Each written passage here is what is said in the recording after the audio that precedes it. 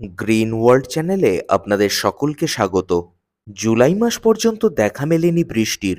অতিরিক্ত গরম এবং তাপপ্রবাহে ছাদ বাগানের গাছগুলোর অবস্থাও দিন দিন করুণ হয়ে যাচ্ছিল। অবশেষে আগস্টের একদম শুরু থেকেই স্বস্তির বর্ষার দেখা মিলল, আর নতুন করে প্রাণ ফিরে পেল গাছগুলো। এই সময়টা অন্যান্য গাছের পাশাপাশি আম গাছের সার্বিক বিকাশ এবং বৃদ্ধির জন্য খুবই গুরুত্বপূর্ণ সময়। কারণ সারা বছরের মধ্যে আম গাছের সবথেকে বেশি গ্রোথ হয়ে থাকে এই সময়টাতেই। সে কারণেই এই সময় আম গাছের পরিচর্যার গুরুত্বটাও সবথেকে বেশি থাকে। তবে ভ্যারাইটি বা গাছের আকার আয়তনের ওপর ভিত্তি করে পরিচর্যা কিছুটা আলাদা হয়ে যায়। যেমন ধরুন এই থাই বারোমাসি গাছটি, এই সময় এই গাছে নতুন করে মুকুল আসতে শুরু করে দিয়েছে। এই গাছের পরিচর্যা এবং অন্যান্য গাছের পরিচর্যা কিন্তু এই সময় একরকম হবে না, একটু কিছুটা আলাদা হবে। তো কোন গাছে এই সময় কি পরিচর্যা করা উচিত এবং কোন কোন পরিচর্যা করব না, সেই সার্বিক বিষয়টি সংক্ষেপে আপনাদের সামনে তুলে ধরব। তো শেষ পর্যন্ত ভিডিওটির সঙ্গে থাকুন। প্রথমেই বলি, আম গাছ সেই সমস্ত গাছগুলোর মধ্যে পড়ে যেই গাছে একদম নামমাত্র পরিচর্যার প্রয়োজন, অর্থাৎ অধিক পরিচর্যার কোনো প্রয়োজন নেই। যদি অতিরিক্ত পরিচর্যা করতে চান তাহলে গাছেরই ক্ষতি উল্টে। আমি সাধারণত বছরে আম গাছে মাত্র ২ বার সার প্রয়োগ করি, কিন্তু কেউ যদি একবার সার প্রয়োগ করতে চান তাহলেও আম গাছ খুব ভালো ফলন দিতে পারে। আম গাছে মিক্স সলিড ফার্টিলাইজার প্রয়োগের সবথেকে আদর্শ সময়কাল হলো ফলনের শেষে, কিন্তু গাছের ফল হারভেস্ট করে নেওয়ার একদম পর মুহূর্তেই আমি সাধারণত সার প্রয়োগ করতে মানা করি। কারণ বেশিরভাগ ক্ষেত্রে সেই সময়টা প্রচণ্ড গরমের সিজন থাকে। তবে একটু লেট ভ্যারাইটির যে আমগুলো রয়েছে সেগুলো যখন হারভেস্ট করা হয় তখন মূলত বর্ষা শুরুর প্রায় সময়, সে সময় অনায়াসে আপনারা গুরুত্ব সহকারে মিক্স সলিড ফার্টিলাইজার প্রয়োগ করতে পারেন। এখন তাহলে প্রশ্ন আসতে পারে যে এই বর্ষা শুরুর সময়কাল বলতে ঠিক কোন মাসটাকে আমি বোঝাচ্ছি। আমরা অনেকে মাস হিসেবে গাছের পরিচর্যা করি, যেমন সলিড ফার্টিলাইজার প্রয়োগ, লিকুইড ফার্টিলাইজার, পিজিআর বা বিভিন্ন মাইক্রোনিউট্রিয়েন্ট স্প্রে করার বিষয়গুলোকে আমরা মাস হিসেবে ক্যালকুলেট করে রাখি। কিন্তু বর্তমানে ক্রমশ অস্বাভাবিকভাবে বদলে যাওয়া জলবায়ুর কারণে এই মাসের হিসেবগুলো ওলটপালট হয়ে যায়। অর্থাৎ যে সময় প্রকৃতি ঠান্ডা হয়ে যাওয়ার কথা সেই সময় দেখা যাচ্ছে প্রচণ্ড গরম, আবার যখন বসন্ত ঋতু আগমনের কথা তখন দেখা যাচ্ছে অস্বাভাবিক শীত। তাই বর্তমানে ক্যালেন্ডারের দিকে বেশি নজর না রেখে ক্রমশ বদলে যাওয়া আবহাওয়ার দিকেই আমাদের বেশি মনোনিবেশ করতে হবে এবং সেই অনুযায়ী আমাদের গাছের পরিচর্যা করতে হবে।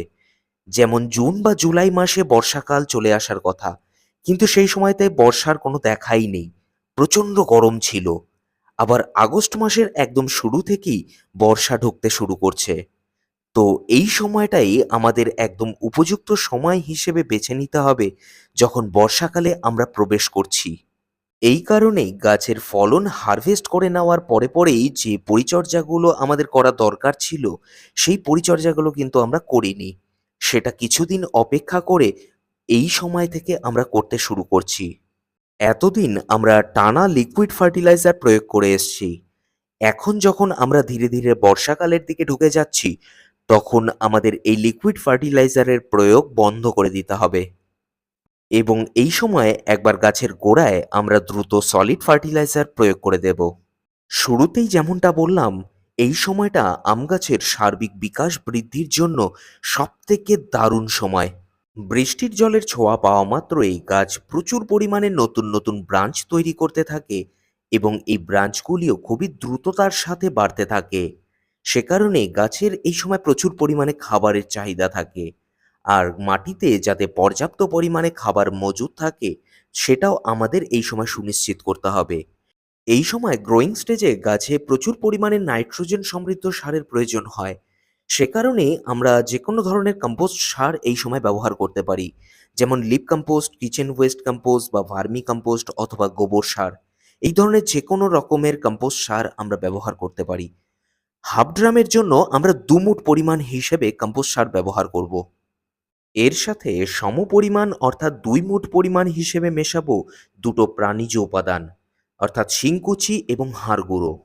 এর সাথে ২ মুঠ পরিমাণ হিসেবে মেশাবো সরষার খোলের গুঁড়ো এবং ১ মুঠ পরিমাণ হিসেবে মেশাবো নিমখোল এবং কাঠের পোড়া ছাই। এই নিমখোল এবং কাঠের পোড়া ছাই এই সময় মাটিকে এবং মাটিতে থাকা গাছের শেকড়কে সুরক্ষা দেবে। নিমখোল একদিকে যেমন আগামী বর্ষাকাল জুড়ে মাটিতে থাকা কেঁচো কেন্ন শামুকের আক্রমণকে সম্পূর্ণরূপে প্রতিহত করবে, তেমনি কাঠের পোড়া ছাই এই সমস্ত আক্রমণকে প্রতিহত করার পাশাপাশি মাটিতে গাছের শেকড়কে একটা প্রাকৃতিক ছত্রাকনাশক হিসেবে দারুণ সুরক্ষা প্রদান করবে এবং তার সাথে গাছকে প্রয়োজনীয় পটাশিয়ামেরও পর্যাপ্ত মাত্রায় যোগান দেবে। এর মধ্যে আপনারা যদি এই কাঠের পোড়া ছাই জোগাড় করতে না পারেন, তাহলে ১ মুঠ পরিমাণ নিমখোল এবং তার সাথে ১ মুঠ পরিমাণে শুকনো কলার খোসা চূর্ণ মিশিয়ে দিতে পারেন এবং তার সাথে অবশ্যই ১ চামচ যেকোনো ভালো ছত্রাকনাশক মিশিয়ে নেবেন। যদি এমন হয় যে টানা বৃষ্টিপাতের জেরে মাটি ভেজা রয়েছে, তাহলে কখনোই এই সার প্রয়োগ করবেন না। মাটি সম্পূর্ণ শুকোতে দিন, তারপরে সার প্রয়োগ করবেন। অর্থাৎ কয়েকদিন বৃষ্টি বন্ধ রয়েছে, সেই সময় আপনারা সলিড ফার্টিলাইজার প্রয়োগ করতে পারেন। এ তো গেল বড় আকৃতির গাছের ক্ষেত্রে। এবারে ধরুন আপনাদের বাগানে যদি এইরকম কোনো গাছ থাকে যেটা সদ্য গ্রাফট করা হয়েছে বা সদ্য রোপণ করা হয়েছে, তাহলে এই ধরনের ছোট আকৃতির গাছের ক্ষেত্রে এই মুহূর্তে কোনো রকমের সলিড ফার্টিলাইজার প্রয়োগ করবেন না। এটি একটি ব্ল্যাকস্টোন ম্যাঙ্গো প্ল্যান্ট। মাত্র মাসখানেক আগে এই গাছটিকে এই জিও ব্যাগে রোপণ করা হয়েছে এবং পর্যাপ্ত পরিমাণে খাবার সেই সময় মাটিতে মিশিয়ে দেওয়া হয়েছে। এখানে যে গ্রাফটিং প্লেসটি আপনারা দেখতে পাচ্ছেন, এখানে যে একটু নীলচে ধরনের রং আপনারা দেখছেন, সেটা আসলে ফাঙ্গিসাইড। যাতে গ্রাফটিং প্লেসে কোনো রকম ছত্রাকের আক্রমণ না হয়, তার জন্য ফাঙ্গিসাইডের লেয়ার এখানে আমি দিয়ে রাখি। এই ধরনের যেকোনো রকমের গ্রাফটেড প্ল্যান্টে গ্রাফটিং প্লেসটাকে সুরক্ষিত রাখা আমাদের প্রাথমিক কর্তব্য এবং যাতে গ্রাফটিং প্লেসে কোনো রকমের ছত্রাকের আক্রমণ না হয়, তার জন্য আপনারা এই ধরনের ফাঙ্গিসাইডের লেয়ার এই জায়গাটায় দিয়ে রাখতে পারেন। এতে করে সম্পূর্ণ গাছটি সুরক্ষিত থাকে। এক্ষেত্রে বলে রাখি যে বড় আকৃতির আম গাছের ক্ষেত্রেও এই বর্ষাকালে বিভিন্ন রকমের রোগ পোকার সমস্যা এবং ছত্রাকজনিত সমস্যা সব থেকে বেশি পরিমাণে দেখা যায়। সে কারণেই কীটনাশক এবং ছত্রাকনাশক অবশ্যই নিয়মিত আপনাদের প্রয়োগ করে যেতে হবে। এরপরে আসি বারোমাসি গাছের ক্ষেত্রে, অর্থাৎ যে গাছে এই সময় মুকুল আসতে শুরু করেছে এই রকম। যদি দেখেন সবেমাত্র মুকুল আসতে শুরু করছে, মানে একটা দুটো করে মুকুল সবেমাত্র দেখা দিচ্ছে, তাহলে আপনারা অনায়াসে সার প্রয়োগ করতে পারেন। কিন্তু এই গাছের ক্ষেত্রে খুবই অল্প পরিমাণে সার প্রয়োগ করতে হবে। এক্ষেত্রে এর আগে যতগুলো বললাম এতগুলো সার প্রয়োগ করার কোনো প্রয়োজন নেই। এর মধ্যে ৪ রকমের সার প্রয়োগ করলেই যথেষ্ট। শিংকুচি, হাড় গুঁড়ো, নিমখোল এবং কাঠের পোড়া ছাই। এর মধ্যে এতগুলো যদি নাও থাকে তাহলেও কোনো অসুবিধে নেই। শুধুমাত্র শিংকুচি, হাড় গুঁড়ো এবং শুকনো কলার খোসা চূর্ণ, ব্যাস এই ৩ রকম সার হাফ ড্রামের ক্ষেত্রে ১ মুঠ পরিমাণ এবং বড় আকৃতির মাটির টবের ক্ষেত্রে হাফ মুঠ পরিমাণ হিসেবে প্রয়োগ করে দেবেন এবং তার থেকে ছোট আকৃতির যদি পাত্র থাকে তাহলে সেই অনুযায়ী আপনারা কমিয়ে নেবেন। এক্ষেত্রে আবারও বলে দিচ্ছি, যদি টানা মুষলধারে বৃষ্টি শুরু হয় তাহলে সার প্রয়োগ করবেন না, কিছুদিন অপেক্ষা করুন।